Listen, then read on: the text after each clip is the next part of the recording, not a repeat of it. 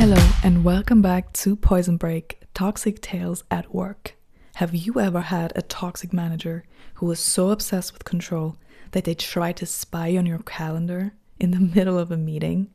Because today I'm going to tell you about the exact moments I realized just how far my toxic manager was willing to go. And trust me, this one made my heart race in real time. I'm going to talk about a personal story I have experienced not too long ago. So at this point, I already knew something was very, very off with her.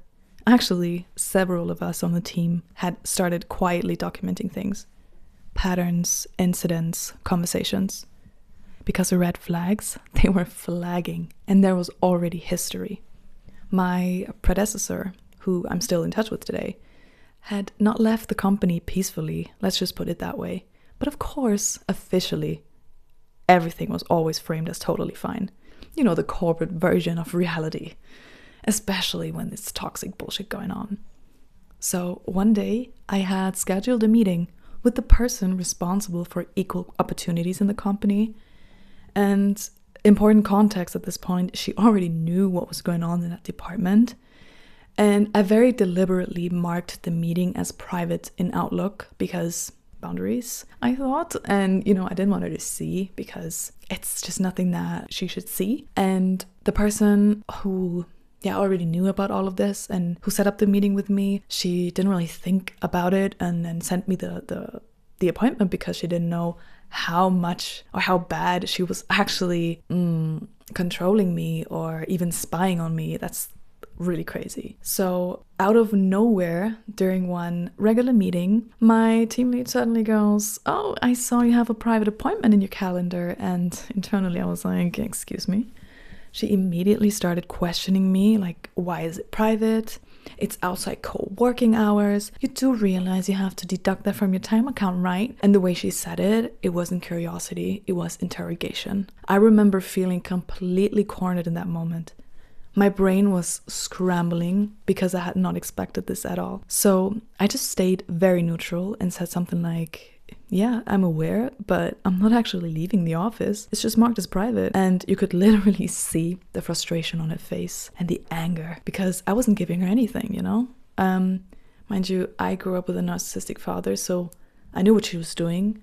And at this point, it was just so clear to me. And she was so mad that I didn't give her anything. She was super mad. We could just see it in her eyes. Now, fast forward a bit. At that time, I was unfortunately still required to co-lead interviews with her because we were hiring for the team. And honestly, looking back, there's a good chance they were already looking for my replacement.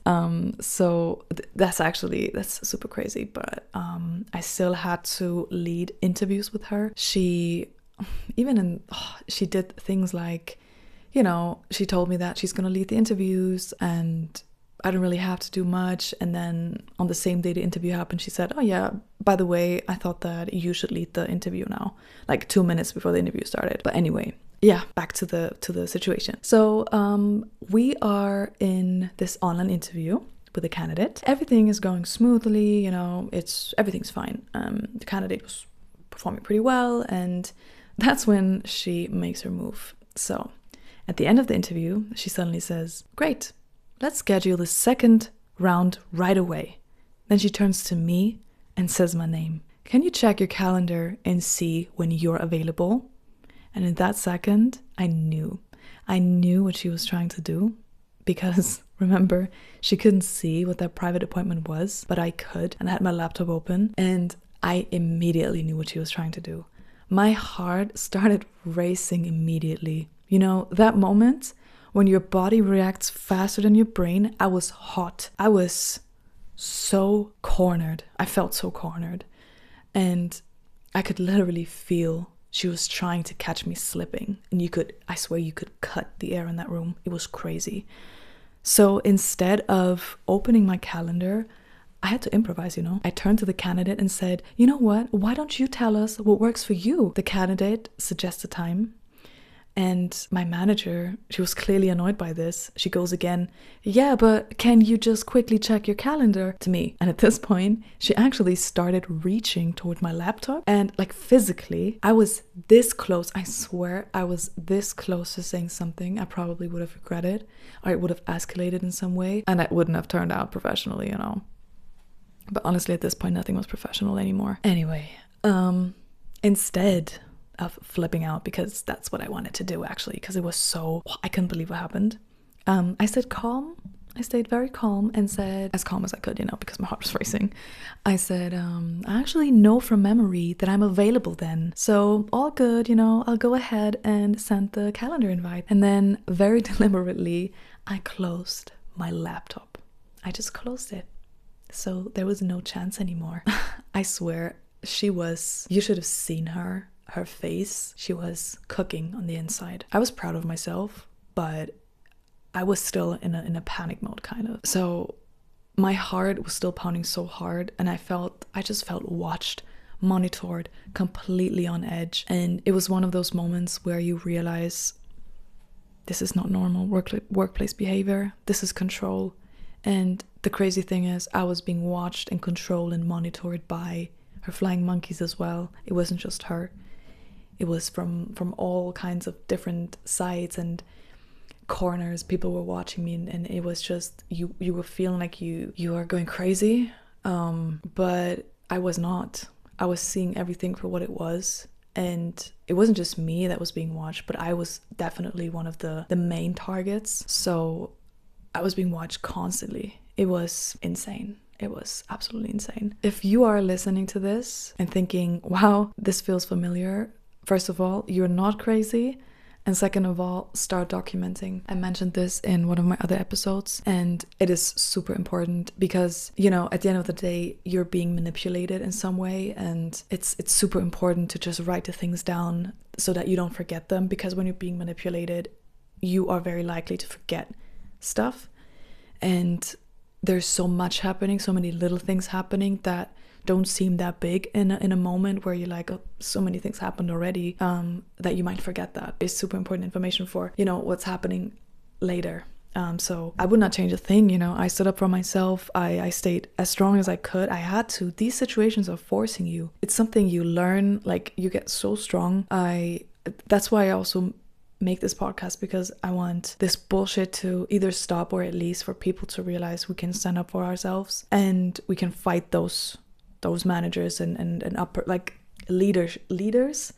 Honestly, I'm just so disappointed in, I just realized, you know, all the corporate world in general. It's just so much politics, people being protected and sheltered by even more toxic people, and it's not everywhere, but it's very common, unfortunately. But it's important to stand up for yourself. I did, and I would do it again. Like, it made me go through hell, but it made me so strong, and I was standing up for other people as well. I was kind of sacrificing myself in a way, because I was being fired because of that, and because of our documentation, and because of me being so honest and upfront about it, and also confronting the person protecting my manager. She was a narcissist as well, 100%, and I was confronting her because of all those things. Those people were being fired as well. So I'm not there anymore, but they're also not there anymore, you know. There are some issues still, probably, but I'm still proud of myself, and if that's a consequence, then perfect. I'm living with that, you know.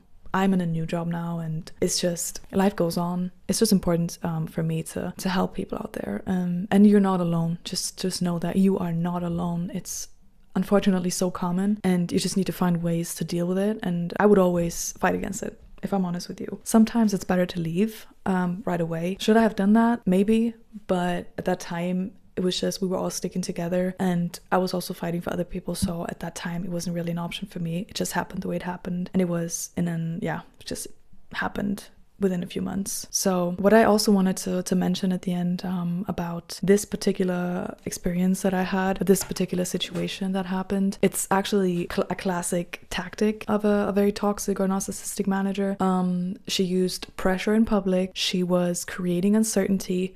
She was trying to catch me off guard, and she was trying to test my boundaries in real time, and that's what they do all the time. So if you've ever worked with highly controlling or narcissistic leaders, you probably know exactly what this feels like, or you might think this sounds familiar and maybe you are being managed or controlled or manipulated or monitored by a narcissistic or toxic, whatever it is, leader, manager at the moment. And yeah, if that is the case, stay strong. And in the next few episodes, I will definitely tell you more about situations I've experienced, because there are so many situations I can tell you about. I will also tell you about other people's experiences, and I would say we just stick together, you know? You're not alone. So thank you for listening today. I would love if you joined me in the next episode as well. And yeah, again, stay strong. And until next time, bye bye.